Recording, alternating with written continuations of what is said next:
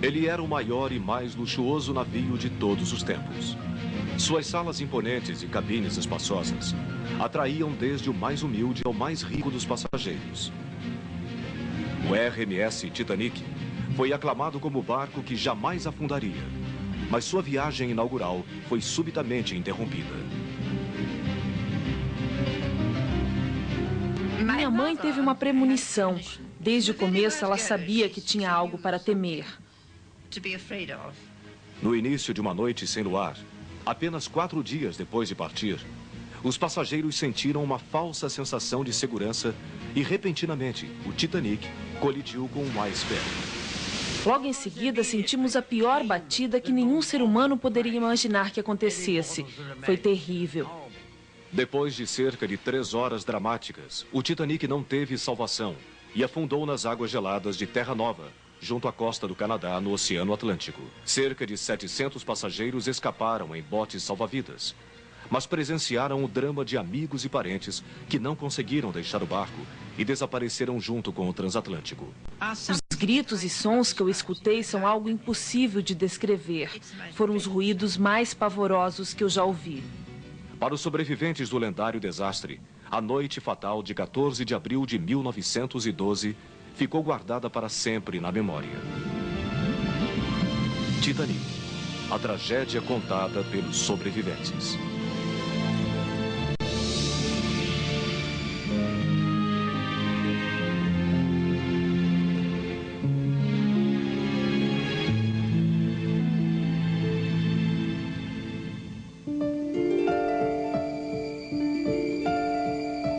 Ele era chamado de Palácio Flutuante, um navio dos sonhos. No dia 10 de abril de 1912, o luxuoso RMS Titanic partiu de Southampton, na Inglaterra, com direção a Nova York. Ninguém poderia imaginar que sua primeira viagem se transformaria na última. 4 dias depois de partir, o imponente navio afundou nas águas geladas e levou para o fundo do mar 1.500 almas.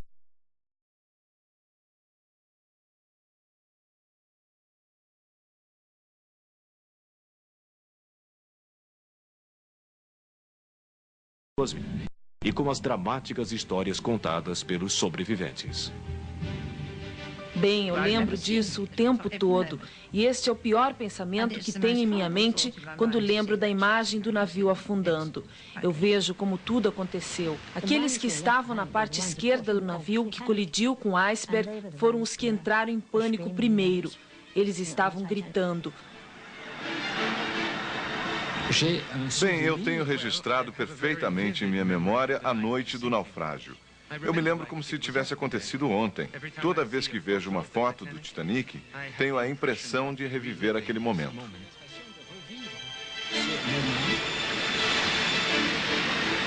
Eu nunca vou me esquecer do barulho que o Titanic fez quando afundou. As pessoas gritavam e tentavam escapar, mas não conseguiram porque era tarde demais. Foi terrível, momentos terríveis. E até hoje eu ainda escuto os gritos e pedidos de socorro dos passageiros que pulavam do convés. Quando o bote salva-vidas finalmente tocou a água, não podíamos fazer mais nada para ajudar quem tinha ficado para trás. O desastre do Titanic marcou o fim de uma era. Neste dramático momento, a natureza derrotou a tecnologia e as pessoas passaram a questionar se acreditavam nos tempos modernos. Para dizer que o navio nunca afundaria, foi assim que ele foi anunciado. Bem, para dizer que o navio não afundaria, estava se desafiando o poder divino. No início do século XX, os americanos progrediam nas mais variadas tecnologias. E se existia um emblema para o progresso e para a tecnologia, o Titanic representava tudo isso. Ele era o maior meio de transporte já construído pelo homem. O RMS Titanic foi construído para ser o navio mais importante de todos os tempos. A última palavra em luxo para os passageiros que cruzavam o Oceano Atlântico. O responsável por esse projeto extravagante foi Bruce Ismay, o diretor da companhia inglesa de navegação chamada White Star Line. No tumultuado estaleiro Harland Wilkes, em Belfast, na Irlanda, milhares de operários construíram o que deveria ser o navio dos sonhos. O Titanic era o arranha-céu dos navios. Media 4 quarteirões de uma cidade e tinha a altura de um prédio de 11 andares, com 9 pavimentos feitos de aço. Ele custou cerca de 7 milhões de dólares e se transformou na maior obra já realizada pelo homem. O navio era dividido em 16 compartimentos hermeticamente fechados para evitar a entrada de água e tinha 48 botes salva-vidas. Mas como a White Star Line achava que o Titanic nunca afundaria, eu acredito que eles pensaram que não seriam necessários botes extras. Então a companhia seguiu apenas uma determinação de segurança do governo e só colocou 16 botes a bordo. Os 16 botes do Titanic, junto com os infláveis, podiam transportar menos da metade da tripulação, que era de 2.201 pessoas. Mas este tipo de preocupação com segurança não fazia parte de um navio que foi projetado para não afundar nunca. Mais do que segurança, o Titanic simbolizava o apogeu de uma fase áurea. Tudo era grandioso, desde a escadaria principal, com uma pintura requintada, passando pelos quartos elegantes e salas de refeições com menus feitos para reis e rainhas. Para quem pretendia descansar ou se exercitar, o Titanic tinha decks com vista para o mar, um salão de ginástica, um exótico banho turco e uma das primeiras piscinas cobertas aquecida a vapor. Com todas essas atrações, o romântico navio atraiu passageiros de todas as partes. Desde milionários americanos e ingleses até pobres imigrantes europeus que iam para os Estados Unidos começar uma nova vida. O Titanic tinha uma divisão de classes em 3 categorias, de acordo com os padrões da sociedade de 1912. A primeira classe era destinada aos milionários, a segunda, a classe média americana, e a terceira para os imigrantes.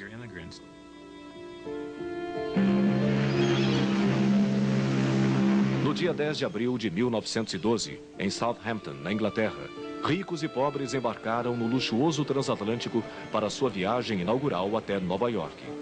No porto, parentes e amigos desejavam boa viagem, sem imaginar que muitos dos que estavam no transatlântico não seriam vistos nunca mais. Logo que o navio partiu, os passageiros da primeira classe entraram em seus luxuosos quartos.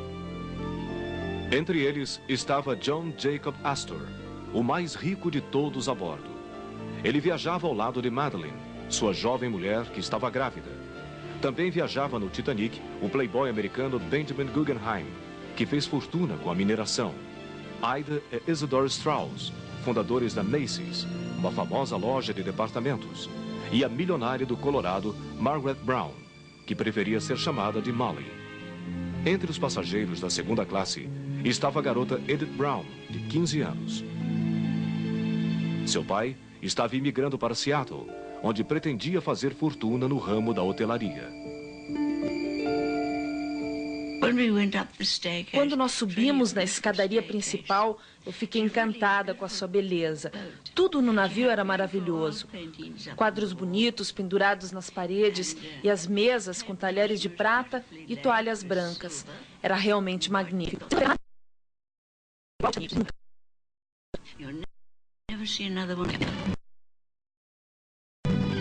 I do remember it being very beautiful. Eu lembro tudo.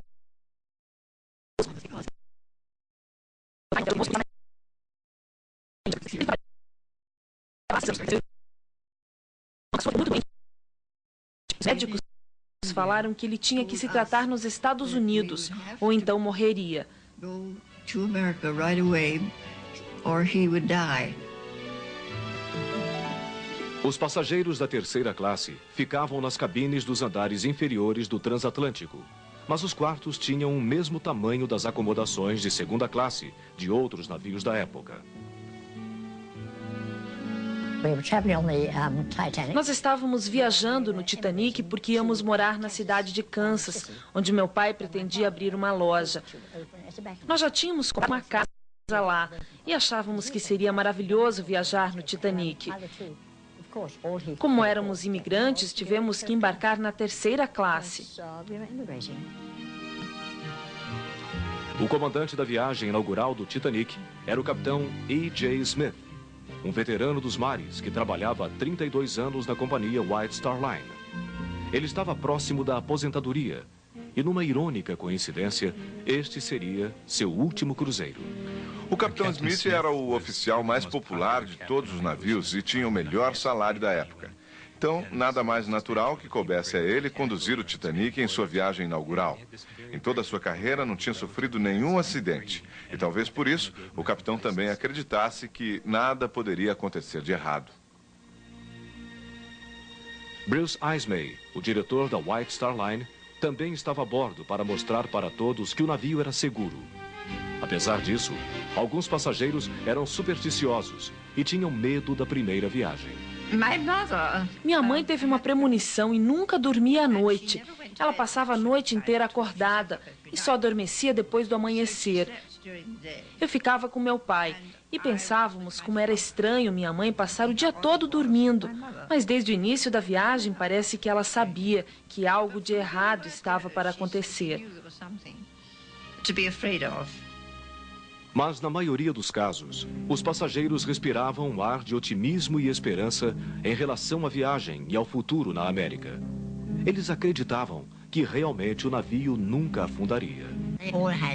Todos tínhamos muitos planos e esperanças, principalmente os imigrantes, que pretendiam montar uma vida nova na América.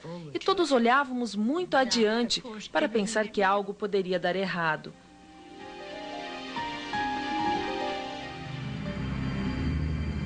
No dia 14 de abril, o Titanic ia enfrentar seu pior pesadelo. Era domingo, o dia estava claro e o mar tranquilo. Os passageiros se divertiam passeando pelas varandas do barco ou brincando na sala de jogos. Eles não podiam imaginar que corria algum tipo de perigo, pois o Titanic nunca afundaria. E num navio tão belo, ninguém pensava no perigo. Na sala de comunicações, os operadores Harold Bright e Jack Phillips se esforçavam para conseguir enviar os telegramas dos passageiros. No meio de tanto trabalho, eles não davam muita importância para os telegramas de outros navios que alertavam sobre o perigo de icebergs na região. O capitão Smith fez de tudo para evitar o acidente. Logo de manhã, quando ficou sabendo das mensagens de icebergs, ele decidiu que o Titanic deveria se afastar 10 milhas ao sul da sua rota original.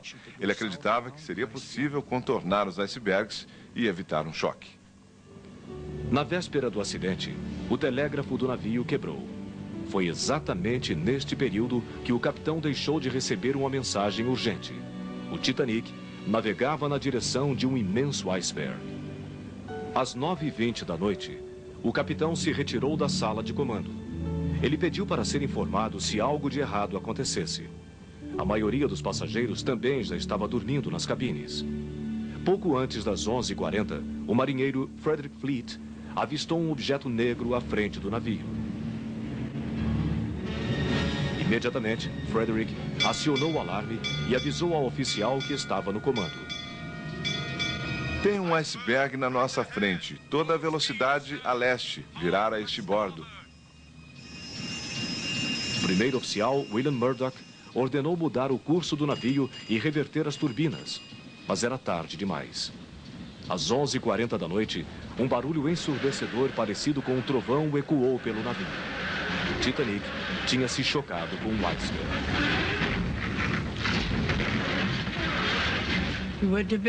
Uma hora e meia depois de eu ter deitado, aconteceu o pior acidente que um ser humano já tinha presenciado. Foi horrível. Meu pai estava próximo da porta e disse: "Pegue suas roupas de frio e me siga." Minha mãe saiu da cabine e perguntou para o marinheiro o que tinha acontecido. "Por que nós paramos no meio do oceano?" Ele respondeu que não tinha acontecido nada demais, que tinha sido apenas um pequeno acidente. O navio seria consertado e a viagem voltaria ao normal em poucos minutos. O primeiro oficial, Murdoch, mandou fechar os compartimentos que davam acesso ao porão do navio, mas a água continuava a entrar no Titanic. O chefe de armazenamento do setor dos caldeirões número 5, que fica na parte inferior do navio, disse que o estrondo da batida foi parecido com um tiro. A impressão era de que toda a lateral do transatlântico tinha desabado. O iceberg perfurou o casco do navio, rompendo 6 compartimentos criados para vedar a passagem de água. Os projetistas do Titanic nunca imaginaram que nada de tão grave poderia acontecer. Quando um compartimento ia ficando cheio d'água, ele transbordava e alagava o outro compartimento, e assim sucessivamente, até que tudo estivesse cheio de água. O naufrágio do Titanic passou a ser uma questão de tempo.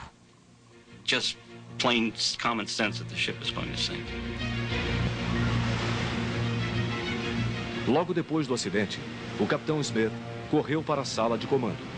Bruce Ismay, o diretor da White Star Line, também percebeu o tremor provocado pelo iceberg e saiu da cabine para descobrir o que tinha acontecido. O capitão Smith perguntou para Thomas Andrews, o projetista do navio, se ele poderia dimensionar a gravidade das avarias. Andrews disse que o Titanic não ia flutuar mais do que 2 horas. O capitão Smith enfrentava seu pior pesadelo em alto mar. Ele sabia que o transatlântico ia afundar e que só existiam botes salva-vidas para menos da metade dos passageiros. Como não tinha outra solução, mandou a tripulação descobrir os botes. Deve ser difícil para qualquer capitão tomar essa decisão, ainda mais quando se sabe que não existem botes para todos. Em cada um deles cabiam cerca de 65 pessoas, e você tinha que colocar os passageiros nos botes e jogá-los no meio do oceano para que contassem com a própria sorte para sobreviver. O anúncio da tragédia ecoou lentamente pelo Titanic. Em nenhuma das 3 classes, nem o alarme nem a sirene do barco foram acionados.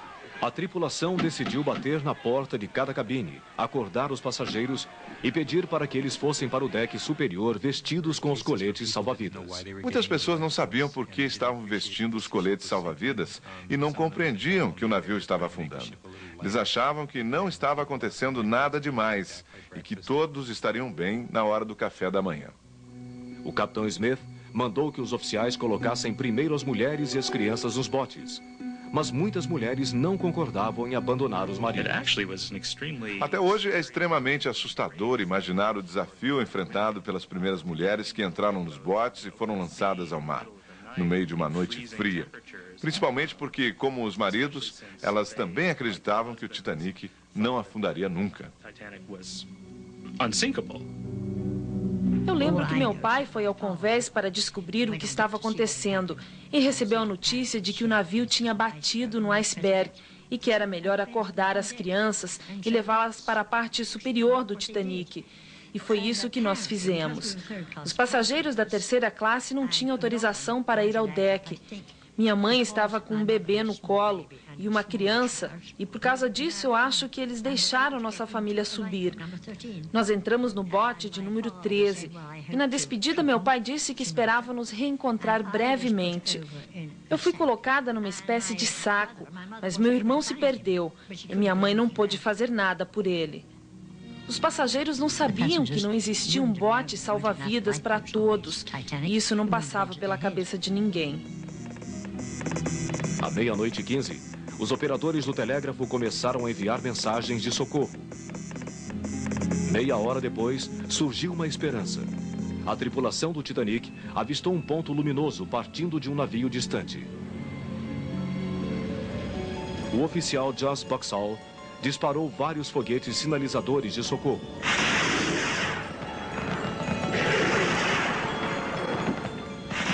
A luz misteriosa era do navio a vapor Califórnia, que naquela noite estava a 19 milhas do Titanic. A tripulação do Califórnia notou os disparos, mas não sabia que o sinal vinha do Titanic. O capitão do Califórnia tentou fazer contato luminoso através do código Morse, mas não recebeu resposta. Sem a confirmação de que o navio estava em perigo, o capitão Stanley Lord decidiu seguir viagem. Os oficiais do Titanic continuaram a disparar morteiros, mas a luz misteriosa do Califórnia desapareceu no horizonte e, com ela, uma das últimas esperanças de salvação também se apagou.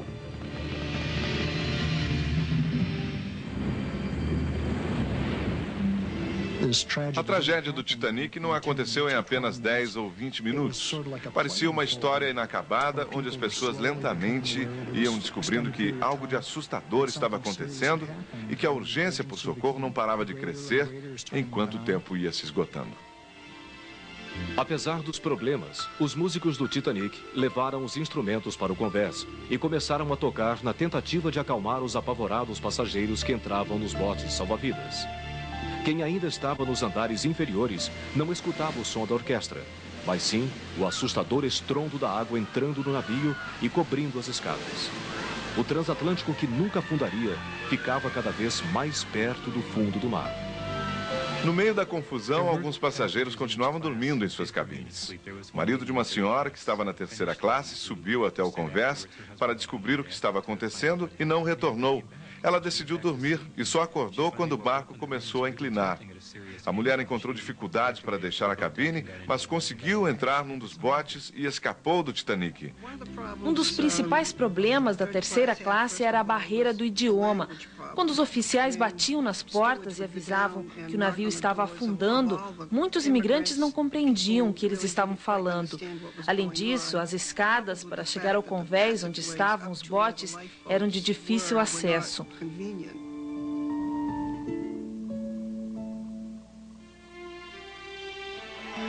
O barulho nas escadas era ensurdecedor. As pessoas corriam por todos os lados. Os passageiros gritavam o tempo todo, enquanto passavam apressados pelos corredores e salões. Nós colocamos nossas roupas, os vestidos de noite, calçamos os sapatos, mas não pegamos nenhum colete salva-vidas. Depois fomos para uma sala grande que estava cheia de mulheres, algumas vestidas com trajes de noite e outras com roupas íntimas. Elas choravam e estavam apavoradas porque não sabiam o que ia acontecer. Nós ficamos lá durante 5 minutos. Minha mãe disse para mim: Ruth, lá fora está muito frio. Volte à cabine e pegue 3 cobertores para aquecer seu irmão caçula, que tem 2 anos, e sua irmã, que tem 4. Quando Ruth chegou na sala trazendo os cobertores, descobriu que sua família tinha partido num dos botes. Antes de deixar o navio, a mãe da menina implorou para que a filha fosse colocada no próximo bote. Então eu esperei. É claro que eu fiquei um pouco assustada. Eu estava nervosa porque nunca tinha imaginado que eu poderia morrer afogada. De qualquer maneira, eu me controlei e pedi para entrar no outro bote. O oficial do navio disse que sim. Me pegou no colo e me colocou na embarcação. O passageiro da segunda classe, Michel Navratil, tinha abandonado a mulher e os amigos e fugia no Titanic com seus 2 filhos. Ele pretendia começar uma vida nova na América. Logo depois que o navio se chocou com o iceberg, Michel levou os 2 meninos para um dos botes.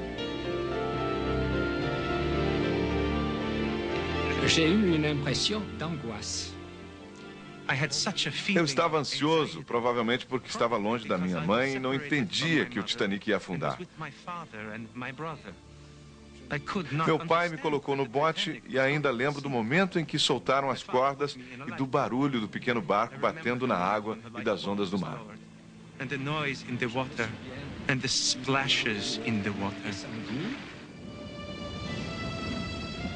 Vários passageiros tiveram atitudes heróicas e realizaram atos de bravura nas horas que antecederam o naufrágio do Titanic. Eu li dezenas de histórias de mulheres que tiveram a oportunidade de sair do Titanic, mas não aceitaram. A senhora Strauss foi uma delas. Um dos oficiais disse para ela entrar num dos botes. O marido dela ia continuar no navio porque tinha cedido seu lugar para uma mulher que estava com uma criança no colo. A senhora Strauss decidiu então permanecer no Titanic. Ela disse para o marido: se você vai ficar, eu também ficarei. Entre os homens corajosos estava John Jacob Astor, um passageiro da primeira classe. Depois de levar sua mulher Madeleine até um bote, ele se afastou discretamente. O milionário americano Benjamin Guggenheim e seu criado Chegaram a vestir o colete salva-vidas, mas depois tiraram o equipamento de segurança e colocaram suas roupas mais chiques. Benjamin mandou para a mulher a seguinte mensagem: vestidos com nossas melhores roupas, estamos preparados para afundar como cavalheiros. Eu acho que os homens sabiam que eles não iam sobreviver. Um exemplo disso foi dado por Frank Goldschmidt. Ele disse para o filho: até breve, Frank. Eu te encontrarei mais tarde. O garoto achou que o pai ia segui-lo, mas isso não aconteceu. Os primeiros botes salva-vidas deixaram o Titanic apenas com metade da ocupação. Os oficiais temiam que eles virassem antes de cair no mar. Mas como o navio começou a afundar cada vez mais rápido, eles decidiram lotar os botes. O tempo passava e cada vez tinham menos botes no transatlântico. O pânico tomou conta de quem ainda estava a bordo. Alguns homens disputavam desesperadamente os últimos lugares. Meu pai levou minha mãe e eu até o bote 14. Quando começamos a descer, alguém pulou na embarcação. Era um homem e o oficial disse: eu ia atirar em você. E ele respondeu: você ia apavorar as mulheres e crianças que estão no bote. Um outro passageiro da terceira classe, chamado Daniel Buckley, pulou no bote número 4. Ele desceu agarrado na parte inferior da embarcação. Daniel contou que uma mulher colocou um cachecol na cabeça dele. Os oficiais do Titanic acharam que era uma mulher e deixaram Daniel seguir no bote. Alguns garotos que estavam entrando na adolescência tinham o direito de pegar os botes, mas isto não aconteceu. Os meninos foram barrados porque já não eram tão novos.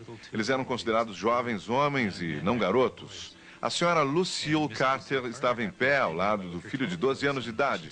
Ela tirou o chapéu de palha da cabeça, colocou no filho e disse: agora podemos ir, ele é uma menina. Até as 2 da madrugada, o diretor da White Star Line, Bruce Ismay, ajudava a salvar as mulheres e as crianças. Mas momentos antes do penúltimo bote descer, ele decidiu salvar sua própria vida e abandonou o navio. Pouco depois das 2 horas da manhã, o último bote foi lançado nas águas geladas. Os passageiros atordoados ouviam a orquestra tocar o hino religioso, Meu Coração com Deus. A suave música foi interrompida bruscamente quando a polpa do navio se elevou rapidamente como um gigante indomável. Como os poucos botes já tinham partido, você pode imaginar o pânico dos passageiros que ainda estavam a bordo. Bem, eu acho que não dá para imaginar. Ninguém pode imaginar isto. Às 2h10, a polpa do Titanic continuava a se levantar. Faltava pouco para o transatlântico mergulhar de vez no fundo do mar. Cansado, o capitão Smith entrou na sala do telégrafo, dispensou os operadores do serviço e disse: agora é cada um por si. Nos últimos 15 minutos, o Titanic começou a afundar definitivamente. As pessoas falavam que sentiam o barco afundando debaixo dos próprios pés. Quando a polpa começou a levantar, barulhos, gritos e ruídos assustadores foram escutados. Tudo ao redor estava desabando. O ruído da mobília batendo no chão e das pessoas caindo se juntava ao som do navio partindo ao meio. O transatlântico afundava lentamente e as pessoas que ainda estavam a bordo se equilibravam no convés e nas varandas, na esperança de que alguém ainda viria para resgatá-las. Mas não teve jeito. Infelizmente, o Titanic afundou e os passageiros tiveram que pular no mar. Eles se jogaram e gritaram por socorro, mas é claro que ninguém apareceu para ajudá-los.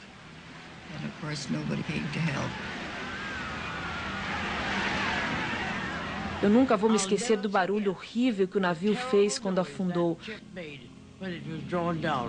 Pessoas gritando e o ruído do mar foi terrível.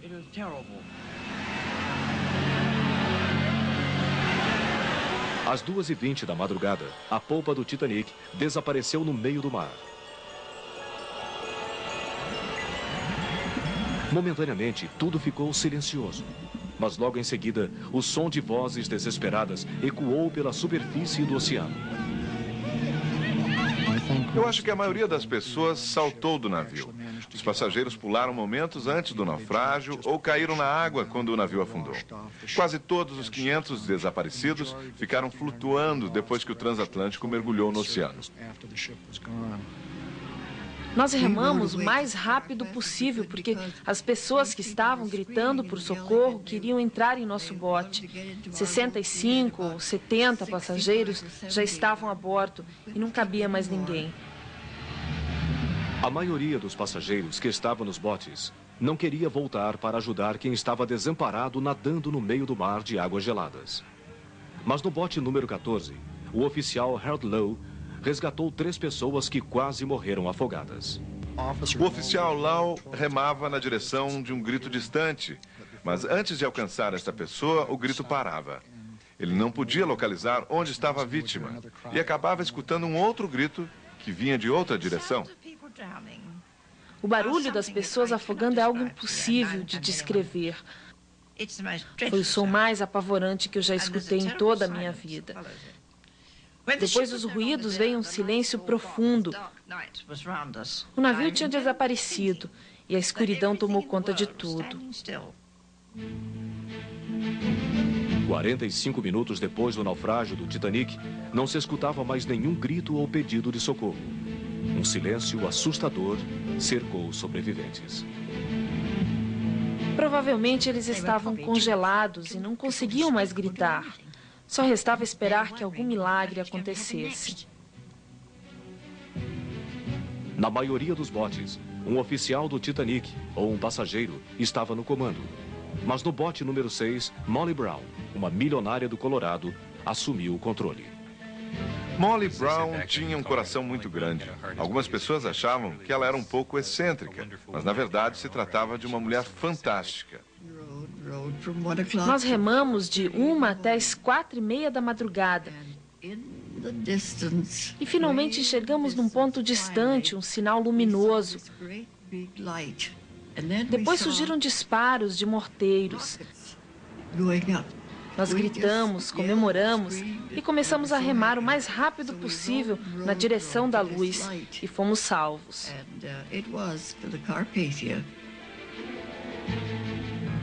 O navio Carpathia, que era comandado pelo capitão Arthur Rostron, procurava pelo Titanic desde a noite anterior, quando recebeu o pedido de socorro do transatlântico.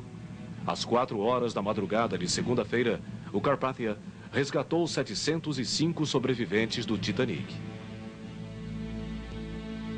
Logo que subi no Carpathia, um dos passageiros do Titanic estava esperando por mim ao lado do meu irmão e da minha mãe. É claro que quando eu vi meu irmão, eu fiquei muito aliviada.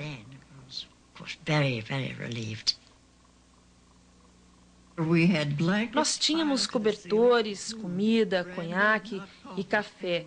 E até uma mulher se aproximou de mim e perguntou: "Seu nome é Ruth Becker?" Eu respondi que sim. E ela disse que a minha mãe estava me procurando por todos os lados. Finalmente eu me reencontrei com meu irmão, a minha irmã e minha mãe. Todos estavam bem. Depois de recolher os passageiros que estavam nos botes, o Carpathia decidiu retornar ao local do naufrágio para procurar por algum sobrevivente que ainda estivesse nadando. Mas a tripulação encontrou apenas um corpo flutuando. Quando o Carpathia nos salvou, todas as mulheres correram para as varandas do navio para procurar pelos maridos nos outros botes. Mas eles nunca apareceram.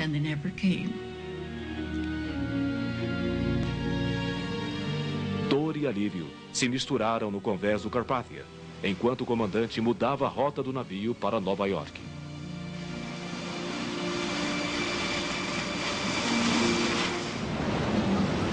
A notícia do naufrágio do Titanic chegou rapidamente aos Estados Unidos e à Europa. Em Nova York, parentes e amigos dos passageiros foram para a porta da companhia White Star Line. Eles estavam desesperados e queriam saber informações sobre os sobreviventes. No dia 18 de abril, o Carpathia chegou ao porto de Nova York. Mais de 40 mil pessoas aguardavam ansiosas pelo desembarque dos passageiros do Titanic. As pessoas se aglomeravam à beira do cais. Além dos parentes e amigos, centenas de jornalistas tentavam falar com os sobreviventes. Enquanto o navio atracava, alguns pularam dentro do Carpathia e outros gritavam o tempo todo. Apenas quem tinha algum amigo ou parente em Nova York podia desembarcar. Meu pai estava na Índia e um amigo nosso enviou um telegrama para ele informando que nossa família estava salva. Meu pai ainda não sabia o que tinha acontecido e achou que nós tínhamos escapado de um acidente de trem.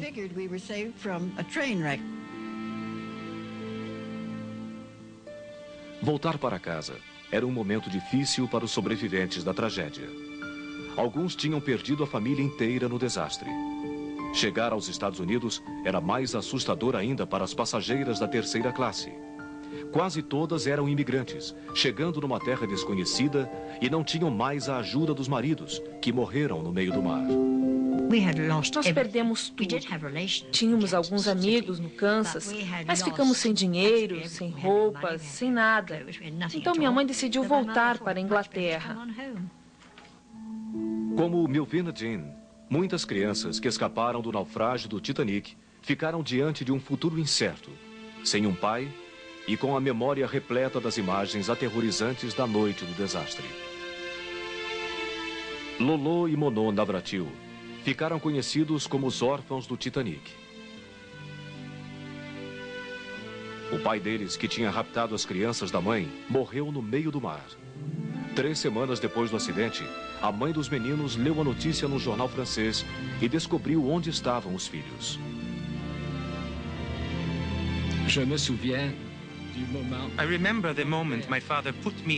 Eu lembro do momento em que meu pai me colocou no bote.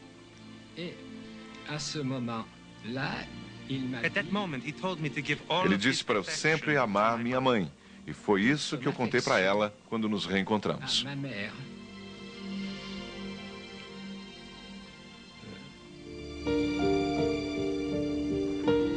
Diante de tantas vítimas, os governos americano e britânico decidiram abrir um inquérito para apontar o culpado pelo naufrágio. O capitão Smith, que morreu no acidente, foi considerado inocente. O diretor da White Star, Bruce Ismay, também foi absolvido, mas teve que enfrentar as acusações da imprensa. Os jornalistas não perdoaram o fato dele ter escapado do navio enquanto mulheres e crianças ainda estavam a bordo. O comandante do barco Califórnia também recebeu várias críticas porque não atendeu o pedido de socorro quando viu os disparos dos morteiros de alerta. Eu acho que não se pode culpar apenas uma pessoa pelo desastre do Titanic e por todas as mortes. Uma série de fatores contribuíram para a tragédia. Se o Titanic tivesse um número suficiente de botes salva-vidas, certamente ninguém teria morrido, porque teria tempo para salvar toda a tripulação. O contraste dos mais de 1.200 mortos contra os 700 sobreviventes chocou o mundo. Ainda mais quando se descobriu que foram resgatados mais homens da primeira classe do que crianças da terceira.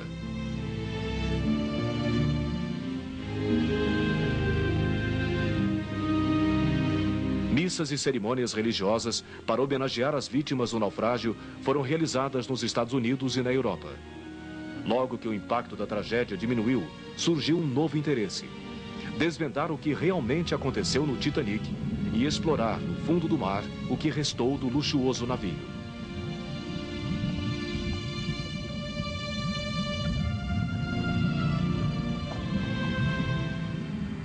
Em setembro de 1985, mais de 73 anos depois do naufrágio, finalmente uma equipe de cientistas conseguiu chegar ao Titanic.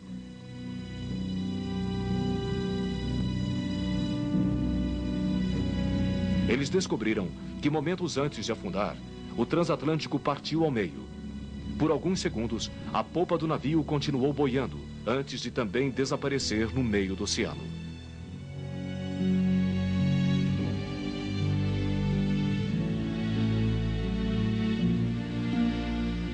Os cientistas começaram um trabalho de resgate para tentar recuperar o que sobrou do navio, e chegou a se cogitar a hipótese de içar o Titanic.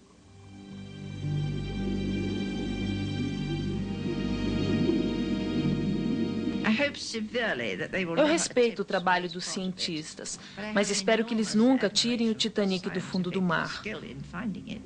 It astounded me with wonderment.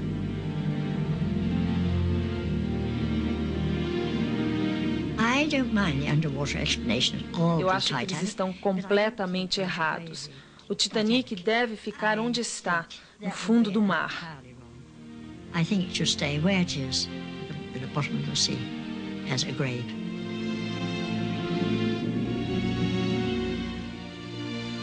O naufrágio do Titanic deixou uma lição para a humanidade. Uma lição de lealdade, bravura e sacrifício. Uma tragédia que provocou a morte de mais de 1.200 pessoas e que ficou guardada para sempre na memória de quem enfrentou os momentos de pânico na noite de 14 de abril de 1912.